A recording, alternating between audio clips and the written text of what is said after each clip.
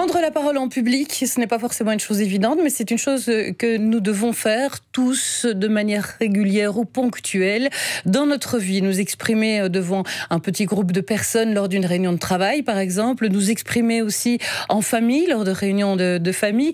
Nous venons de connaître une belle période de ces réunions de famille. Il n'est pas toujours évident, pour autant, de trouver sa place et de pouvoir s'exprimer, d'être entendu également lorsque l'on prend la parole en public. Pour d'autres, c'est devant 300 personnes qu'il faut s'exprimer lorsque l'on fait un exposé, par exemple, lorsque on délivre une conférence, par exemple. Et c'est pas toujours évident.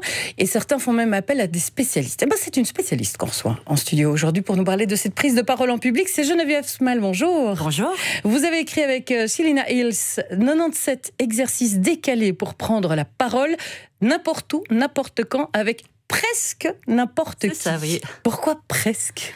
Presque parce qu'il y a des risques, hein, parfois. Il y a des gens avec qui c'est facile de s'entraîner. Là, ce qu'on a fait, en l'occurrence, je précise juste, c'est Kilina, elle y tient beaucoup. Kilina Hills. Là, ce qu'on a fait, c'est pouvoir s'entraîner avec des kidam, avec les gens qu'on rencontre tous les jours, pour que ce soit facile, parce qu'on n'a pas toujours l'occasion de réunir un petit comité en disant, voilà, je vais m'exercer maintenant, soyez patients, aidez-moi, faites-moi un petit retour sympa. C'est pas toujours simple. Donc, est-ce qu'on peut s'entraîner avec des gens qu'on rencontre dans la rue? Est-ce qu'on peut s'entraîner avec des voisins? Est-ce qu'on peut s'entraîner avec des amis qu'on reçoit à l'apéro, par exemple? Ça, c'est sympa, en les mettant ou pas dans la confidence. Il y a toujours moyen de faire des petits tests qui vont vous apporter beaucoup, contrairement à ce qu'on pourrait croire. C'est très difficile aujourd'hui de prendre la parole en public. On s'exprime très facilement sur les réseaux sociaux ou par écrit. On donne son avis sur à peu près tout et n'importe quoi. On est même parfois prêt à le défendre, cet avis. Mais quand il s'agit de s'exprimer devant une petite dizaine de personnes, dans un café par exemple, ou dans une réunion familiale autour d'un repas avec des amis, là, ça devient moins évident. Mais c'est pas facile parce que, en fait, on ne s'y prépare pas. Et on a l'impression que ça va de soi, parce que parler, voilà, tout le monde sait parler. Donc ça paraît tellement évident. On parle, on dit souvent, les gens vont faire une présentation, ils disent, je vais improviser, et ça ira. Alors parfois, oui, effectivement, ça va. Parfois, ça va pas du tout. On dit des choses qu'on n'avait justement pas envie de dire, etc. On se laisse aller dans le fil de la conversation. Mais on n'est pas habitué, on n'a pas appris vraiment à l'école. Sérieusement, vous faites des petites présentations en public, mais pas grand-chose. Et après, vous avez les premiers examens oraux. Et c'est rare, hein, les étudiants qui disent génial, un examen oral, super, ça va être l'éclate. Et alors, c'est à ce moment-là qu'on rencontre pour la première fois le vrai gros stress. C'est la peur de pas bien dire, de dire autre chose. Puis c'est sûr que quand on a préparé, quand on sait exactement ce qu'on doit dire, c'est quand même plus simple. Mais comme on le fait rarement à voix haute avant. Donc, par exemple, vous devez faire une présentation. Vous avez un discours, vous allez écrire votre discours. Oui. Et vous préparez votre discours pour qu'il soit lu, mais pas lu à voix haute. Donc, vous allez avoir des phrases qui font 3 km, vous allez avoir peu de points, etc. C'est pas du tout préparé pour être lu. Ben oui, pour être lu en public. Et alors, vous avez ça, et puis vous allez le lire aux gens, et là, c'est terminé, quoi. Parce qu'il y a plus d'écoute, parce que d'abord, vous ne l'avez pas préparé avant. Vous l'avez préparé par écrit, mais vous n'êtes pas entraîné à voix haute la plupart du temps. Hein. C'est vrai qu'on se dit que ce n'est pas la peine, puisque, encore une fois, parler, c'est quelque chose qu'on sait faire. Et on a Hugues, justement, qui nous dit, à l'occasion de la Noël, cette année, ma maman m'a rappelé un épisode un petit peu douloureux de ma vie qui explique peut-être ma difficulté aujourd'hui à m'exprimer en public. Je tenais absolument à décliner un poème que je venais d'apprendre à l'école primaire à l'occasion du Noël en famille que nous allions passer. J'ai embêté ma mère, paraît-il, pendant plusieurs jours pour pouvoir le faire, mais je refusais de dire à ma mère de quel poème il s'agissait et de m'exercer donc devant elle. Le jour venu, j'ai exigé le silence à plusieurs reprises pendant le repas familial pour pouvoir m'exprimer et dire ce poème. Une fois que j'ai obtenu ce silence, ma mère me dit que c'est moi qui suis resté silencieux et qui n'ai pas pu prendre la parole. Je ne sais pas quel âge avait Hugues. Primaire, évidemment, oui. Ça devait être 7-8 ans ou quelque chose comme ça. S'il vous plaît, supprimez les poèmes, les compliments, etc. Alors que ce serait tellement simple de dire aux enfants, dis quelque chose qui te vient du fond du cœur. Ouais. T'as envie de dire quelque chose, dis-le. Plutôt qu'annonner un poème qui est souvent maladroit, pas forcément bien écrit, et puis c'est pas non plus ce qu'on pense. Or, on dit plus facilement ce qu'on pense, surtout a fortiori quand on est un enfant, plutôt que de réciter. difficultés. Parmi les messages que nous avons reçus, il y a aussi celui de Claude de Gensoren qui se pose une question. Il nous dit « Quand je parle en public, j'oublie de respirer, ma voix s'éteint. J'aimerais savoir ce que je dois faire dans ces cas-là. Petit conseil peut-être dans un instant, ce sera après Julien Doré. » Nous avons François de Cinet qui a réagi. C'est paradoxal comme débat car... Alors, c'est pas un débat, c'est une discussion. Comme maintenant Facebook a changé nos modes de fonctionnement, tout le monde peut prendre la parole par écrit sur à peu près n'importe quel sujet. La prise de parole, si c'est la parole écrite, je pense qu'elle n'a jamais été aussi facile. Par contre, au niveau de la parole orale, nous dit François, là, c'est beaucoup plus complexe. On est en contact avec tellement d'informations qu'il est très difficile d'avoir et de développer un avis cohérent, structuré et constructif. C'est effectivement ce qu'on disait aussi en début d'émission, cette difficulté aujourd'hui, contrairement à ce que l'on fait par écrit sur les réseaux sociaux, où l'on donne parfois aussi un avis qui n'est pas du tout structuré, hein, qui est un peu sur tout et n'importe quoi, et un peu mis aussi sans réflexion. Par contre, Claude de Gensoren lui se posait la question de savoir comment peut-il faire pour ne pas éteindre sa voix et ne pas oublier de respirer lorsqu'il parle en public, parce que visiblement c'est ce qu'il fait. Ah bah tout ça, ça se prépare évidemment, parce que si c'est juste au dernier moment et qu'il n'a pas préparé, à part boire un verre de vin pour se déstresser, mais et encore ça dépend franchement de l'heure, il n'y a pas grand-chose à faire. Alors par contre, avant, s'il connaît bien son sujet, en général, ça va déjà aller beaucoup mieux. Et puis il y a des petits exercices forcément de respiration, ça va de soi, mais il y a aussi des exercices très sympas dans lesquels on peut s'hyper contracter quelque temps avant, vraiment, donc pour devenir une petite pomme toute boule, voilà, une petite boule toute fripée, quoi. Et puis tout d'un coup, paf, sortir de sa coquille, de sa réserve, etc. Ça, c'est une première chose. Et la posture a aussi énormément d'importance. Le fait de prendre une posture de quelqu'un qui a déjà réussi, posture de vainqueur, donc c'est-à-dire bien ancré dans le sol, avec les bras ouverts, en se la pétant un petit peu avant, hein, pas devant tout le monde, hein, et en jouant un rôle de vainqueur juste avant, c'est vrai que ça permet d'avoir une meilleure respiration et une meilleure sensation d'être là et d'être vraiment présent. Travailler un petit peu sa voix en disant bonjour à tout le monde, en arrivant avec une voix bien forte, bien haute. Là, ça va vous mettre... ça va vous donner toutes les bonnes conditions pour être bien après en public. Est-ce qu'on peut dire aussi que lorsque l'on s'exprime en public, eh bien, on doit s'autoriser des pauses à certains moments, parce que ces pauses aussi réactivent l'attention du public qu'on a en face de soi, et que donc Claude ne doit pas hésiter, lorsqu'il parle en public, à marquer des temps de pause et à se forcer à respirer à ce moment-là, en se disant je marque et je respire et je reviens sur mon discours. Évidemment, il faut que ce soit des temps de pause appropriés, mais ça capte un peu à un moment donné. Mais vous avez tout à fait raison. Un truc de radio. Hein. Mais vous avez tout à fait raison. Et en plus, on peut mettre son public sur pause. Ouais. Si vous êtes occupé à faire quelque chose, il ne faut pas que ça dure 3 heures non plus, hein, mais voilà, le public est là, il attend. De toute façon, il est là, il attend. Il va rien se passer. Et vous, ça vous permet de respirer un petit peu. Ouais.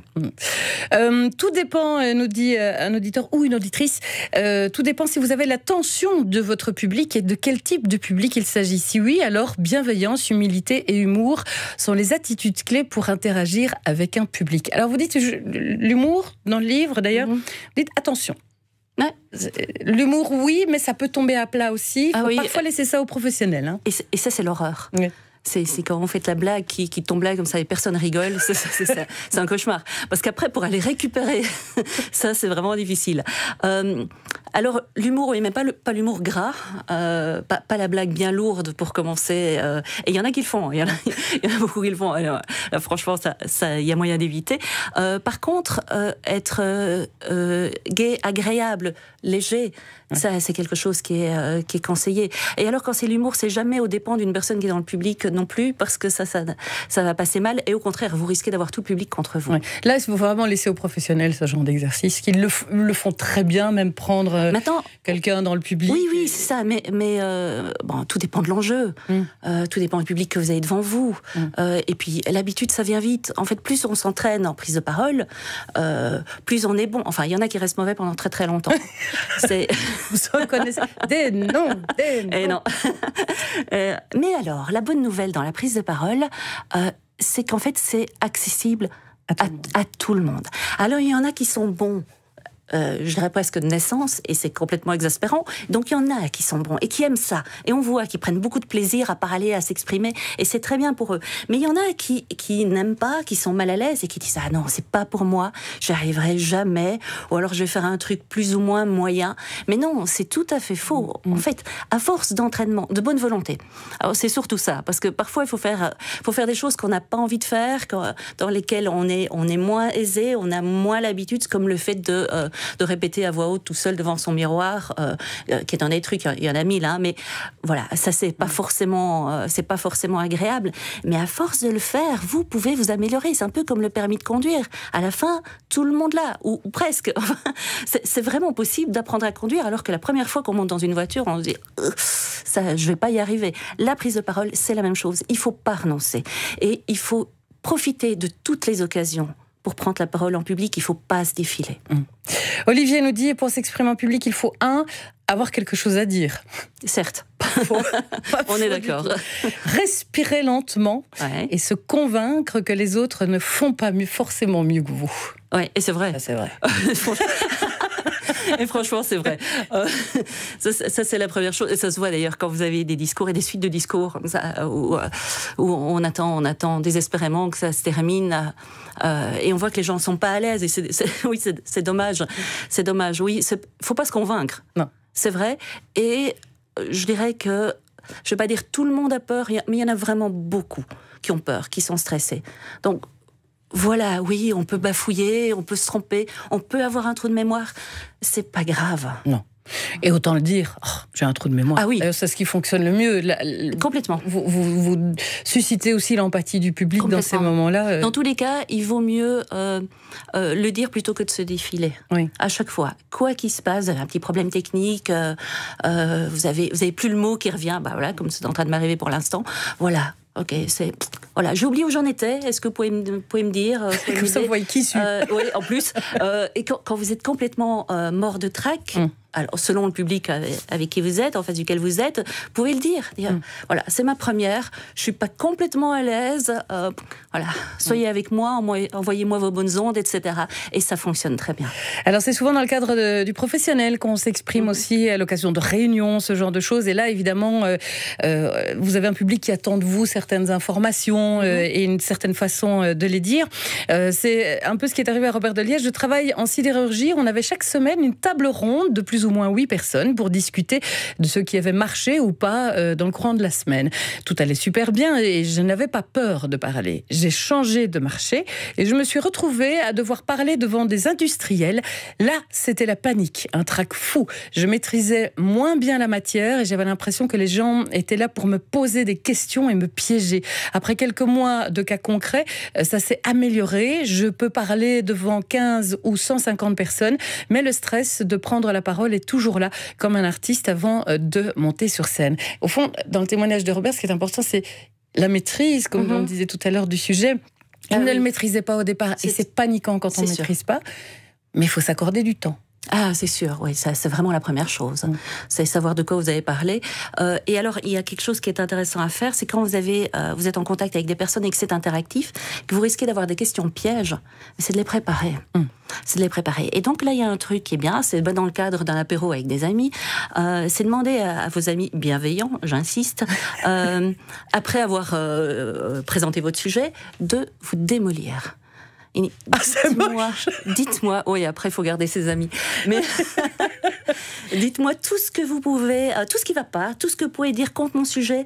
J'ai besoin d'une liste de questions, de 10, 20, 30, 100 questions et savoir, parce que comme ça, moi, je vais pouvoir m'entraîner et je vais pouvoir répondre. Et vous entraînez avec les gens, on le fait vraiment pas assez, ça. Donc s'entraîner, dire, allez, tu me casses. Et là, qu'est-ce que je peux répondre? Et puis un autre qui dit, ouais, ta réponse, elle est bien, ou faudrait un peu ajuster. C'est un très très bon exercice à faire. C'est facile, ça peut être ludique. Ça peut être ludique. Si c'est bien cadré. Hein, oui, avec des amis. Et avec vos amis, vous faites aussi l'exercice des phrases méprisantes pour affirmer, pour apprendre à affirmer les choses. Autant passer par des phrases qui sont extrêmement méprisantes, de choses que vous ne pensez même pas, mais dont vous savez que vous allez faire réagir votre audience, et vous le faites avec des amis et vous dites des phrases méprisantes avec le le ton le plus affirmatif possible. Oui, c'est ça. Mais c'est vraiment une phrase méprisantes. Hein, oui, c'est... voilà, surtout en ce moment, il y a une phrase sur... c'est des phrases sur le viol, sur l'immigration, sur ce genre de choses, sur les travailleurs pauvres, etc. Donc c'est des choses... Mais si vous arrivez à dire des choses horribles à vos amis... Hein, oui. Ah oui, alors j'insiste. Et de le faire de manière extrêmement affirmative, eh bien, vous êtes dans le ton, en réalité, vous apprenez à avoir le ton pour convaincre les gens qui sont... À ne pas avoir ce petit ton interrogatif qu'on peut avoir parfois à la fin d'une phrase. C'est-à-dire une personne s'exprime soit en affirmant les choses, soit on entend de l'incertitude dans sa voix. Et si on entend de l'incertitude, selon le contexte, ça peut être absolument dévastateur. Oui, donc ça c'est juste pour s'entraîner à faire ce genre de choses. Je vous demande pas de le penser. Thérèse qui nous a écrit, et je suis contente de la retrouver, Thérèse, ça faisait longtemps qu'on n'avait pas de nouvelles de Thérèse, qui parlait en public. En ce qui me concerne, l'élément essentiel de l'aisance ou du tract n'a rien à voir avec le choix des mots, des arguments ou la connaissance du sujet, mais tout avec l'image de moi que je vais donner. J'ai enseigné des années dans des auditoires de 250 personnes, sans aucun trac, mais lorsqu'à l'occasion de leur formation pédagogique, j'avais dans le public l'un ou l'autre de mes collègues, j'étais en observation de moi-même et tout devenait très stressant. D'avoir échangé sur ce thème avec d'autres, je ne crois pas être la seule à me tracasser plus de ce que l'on pensera de moi que de la pertinence de mes paroles, nous dit Thérèse, et ça c'est tellement vrai qu'on y revient juste après Regan Monman. 97 exercices décalés pour prendre la parole, c'est paru aux éditions Erol et c'est écrit par Geneviève Smal qui est avec nous aujourd'hui et Kilina Hills. Vous êtes toutes les deux des spécialistes de la prise de parole et d'ailleurs vous coachez pour pouvoir aider à cette prise de parole. L'image que l'on a de soi, l'image que l'on se dit avoir de soi, l'image qu'on projette, ce sont des freins, enfin ça peut être des freins énormes à la prise de parole. Oui, complètement. Oui, ça peut paralyser et ça peut empêcher d'aller au-delà. Alors il y a un truc, c'est que finalement cette image, vous pouvez la construire vous-même. Donc la question à se poser, c'est quelle est l'image que moi je veux donner? Comment est-ce que j'aimerais être devant 300 personnes. Je fais une présentation devant 300 personnes. Quelle est l'image que je veux donner? Donc, je veux donner l'image de quelqu'un qui est compétent, qui est crédible, qui est plutôt sympa, qui est ouvert à la discussion, que je sais pas moi, qu'est-ce qu'il peut y avoir d'autre, qui connaît bien son sujet, etc.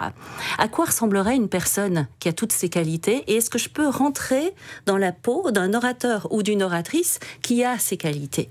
Est-ce qu'éventuellement je peux faire appel à quelqu'un de connu? Et si je faisais mon Obama? Là, maintenant, je vais prendre la parole. Il ne faut pas le faire juste avant, parce que là, effectivement, vous allez être dans une posture un petit peu engoncée. Dans des tests chez soi, par exemple. Ouais, c'est ça. Et donc, et vous entraînez. Voilà, je suis Michelle Obama. Ça se voit pas trop, mais imaginez. En tout cas, moi, je me l'imagine très très bien. Je suis Michelle Obama. Comment est-ce que je vais me tenir? Est-ce que tout d'un coup, je vais me redresser? Je vais regarder les gens dans les yeux, peut-être un petit peu différemment. Et en faisant ça, et en s'entraînant à faire ça, c'est un peu artificiel, mais ça vaut le coup. Votre stress, il tombe. Parce que c'est pas vous qui prenez la parole. C'est Michelle Obama qui va parler. Vous rentrez dans la peau de ce personnage. Et alors maintenant, ça peut être aussi un personnage que vous inventez de toutes pièces. Ah oui. Oui, complètement. Et là, ça devient vraiment, vraiment intéressant. Et vous projetez une autre image. Les gens vous perçoivent autrement. Les gens nous perçoivent de toute façon autrement que ce qu'on imagine. Quel que soit ce qu'on imagine, d'ailleurs. Ouais. Donc, parfois, c'est pas la peine non plus de chercher midi à 14h. C'est clair. Alors, parfois, ils vous perçoivent bien, mieux que votre perception à vous. Parfois, c'est l'inverse. Dans tous les cas, vous n'êtes pas toujours au courant. Non, c'est vrai. C'est ça. Et parfois, c'est bien. Et sinon, si c'est une image négative, ça reste leur problème. Ouais. Et c'est bien de ne pas s'en occuper du tout. On a une auditrice qui a réagi en disant « Ma maman me disait toujours, lorsqu'il fallait que je prenne la parole en public, et cela a commencé à l'école lorsque j'ai dû faire mes premiers exposés, d'imaginer que les gens que j'avais en face de moi, eh bien, ils étaient exactement comme moi. Ils allaient à la toilette le matin et ils étaient dans la même position que moi. C'était assez humiliant dans un premier temps, mais finalement, ça m'a décontracté par rapport aux personnes que j'avais face à moi. » J'ai traduit le message parce que c'était plus direct. Marcel de Bruxelles. J'ai vécu une expérience particulière. Je devais faire une présentation devant 700 personnes, vraiment très professionnelle, avec une préparation préalable le matin avec un comédien pour support. J'étais pas du tout dans le truc, en fait. Je me disais que ça n'allait pas aller. Le soir venu, je n'étais vraiment pas top. Avant la soirée, je suis allée courir, j'ai mangé, déstressée. Et au moment de commencer la présentation, j'ai vu que tout le monde était stressé. Le présentateur, les organisateurs. J'ai donc décidé de me démarquer. Je suis montée sur scène, je me suis connectée avec l'audience. Je n'ai pas récité mon texte. Je m'en suis imprégnée et j'ai fait un tabac. Et c'est vrai qu'il y a 2 erreurs fondamentales que vous démontez dans les exercices décalés pour prendre la parole. Le premier, c'est l'intro. Et le deuxième, c'est le fait de ne pas emmener son public avec soi. Ouais. Et que ça, c'est vraiment une chose importante, de pouvoir se mettre en communication avec son public. En communication, c'est-à-dire vous devez savoir à qui vous parlez en général. C'est mieux d'avoir un discours adapté. C'est pas souvent le cas. Enfin non, c'est pas souvent, j'exagère, c'est pas toujours le cas. Et à partir du moment où vous savez pourquoi vous êtes là, vous pouvez faire des liens avec eux, vous pouvez rendre votre présentation interactive, poser quelques questions, vous avez un regard qui est différent, et vous avez une vraie connexion, et ça c'est intéressant. Et la deuxième chose, l'introduction. Lue, en général. Bien sûr. Avec 3 pages de remerciements, non, quoi. Supprimez les intros, rentrez dans le vif du sujet, allez-y, franco. Il faut attirer l'attention du public tout de suite. Donc je remercie patati patata. Non. Alors pire, je serai bref. Ouais. Alors là, on ne l'est pas. Alors, on sait, le public comprend tout de suite que ça va pas durer longtemps, mais qu'il y a à boire après et ça tombe bien. Mais que allez, on respire un peu, on va prendre son smartphone, on regarde, on papote avec le voisin. Je serai bref, ça bousille tout, quoi. Ça c'est vraiment quelque chose à éviter. L'autre chose qui est vraiment importante à laquelle on pense pas, c'est la mise en place. L'important, c'est d'être vu et entendu. C'est la première chose. Or, souvent, les gens ne sont pas placés assez haut. Alors qu'il ne faut pas hésiter à monter, à prendre un peu de hauteur. Il faut avoir au moins 30 à 40 cm de plus qu'un public s'il est debout. Et on ne fait pas souvent attention au son non plus. Et donc, les gens qui sont à la fin, au bout de la salle, ils n'entendent pas correctement. Et s'ils n'entendent pas correctement, ils discutent, petit brouhaha, etc. Et ça s'enchaîne. Et les gens sont aussi souvent prisonniers de leur présentation, de leur PowerPoint. Et ça, c'est dommage. Supprimer les templates. Et là, vous voyez la ligne qui monte. Ouais. Oui, je la vois. Juste me dire ce que ça veut dire, c'est bien. C'est ça. Et plus les gens lisent ce qui est écrit sur leur PowerPoint, plus on a l'impression qu'ils font plutôt un karaoké qu'une présentation devant tout le monde. Et alors, pour les prises de parole dans les réunions, la posture est très importante aussi. Et je connais beaucoup de femmes qui se plaignent de ne pas être écoutées dans les réunions. Et c'est malheureusement un fait. Mais ça vient d'elles aussi, qui ne se mettent pas dans la posture de la personne qui va être entendue à un moment ou à un autre. Et je pense qu'une des meilleures façons, c'est justement sans avoir une attitude agressive, c'est au moment de prendre la parole et se lever en même temps. Mais pas se lever pour faire face à l'audience, se lever pour déambuler et attirer l'attention de cette personne. Ça fonctionne pas chez tout le monde. Alors je vais pas dire que ça vient d'elle, je veux dire que ça vient de la culture. Pas que d'elle, mais mais ça vient de la culture parce que en général, les femmes ont appris à prendre moins de place. Il suffit de regarder. Allez, imaginez, faites-le maintenant. Asseyez-vous comme un homme. Donc l'homme, il va s'asseoir, il va prendre de la place, etc. On est en plein dans les clichés, mais bon, c'est pour l'exercice et c'est sympa aussi. Et puis on s'assied comme une femme qui est un peu mal à l'aise. Elle va prendre 10 cm² sur sa chaise, elle va croiser les jambes, parfois même 2 fois. Donc elle prend moins de place. Pas forcément volontairement, mais c'est vrai que quand on a une jupe, c'est pas non plus terrible de s'étaler. Alors se lever, c'est un bon truc si vous êtes à l'aise avec ça. Ce qui est intéressant pour être écouté, c'est d'avoir des petits moments où vous avez des ruptures. Donc la rupture, ça peut être se lever. La rupture, ça peut être prendre un verre, prendre quelque chose, je sais pas, un bic que vous avez sous la main. Ça peut être regarder ailleurs, s'adresser à une personne, poser une question. Voilà, c'est ce genre de choses. Et là, forcément, donc ça vaut pour les réunions, mais ça vaut aussi si vous prenez la parole devant un plus grand public, forcément l'attention est soutenue. Geneviève Smale et Kilina Hills, 97 exercices décalés pour prendre la parole, c'est paru aux éditions Erol. Merci beaucoup, Geneviève, d'être venue dans cette émission. On vous retrouvera peut-être à l'occasion de conférences ou autres. En tout cas, des coachs et des personnes spécialisées dans la prise de parole qui sont prêtes à vous aider, il en existe énormément. On a été contacté par beaucoup de monde. Je ne vais pas faire la liste, malheureusement, je suis désolée. Mais merci d'être venue, Geneviève. C'était un plaisir. À bientôt.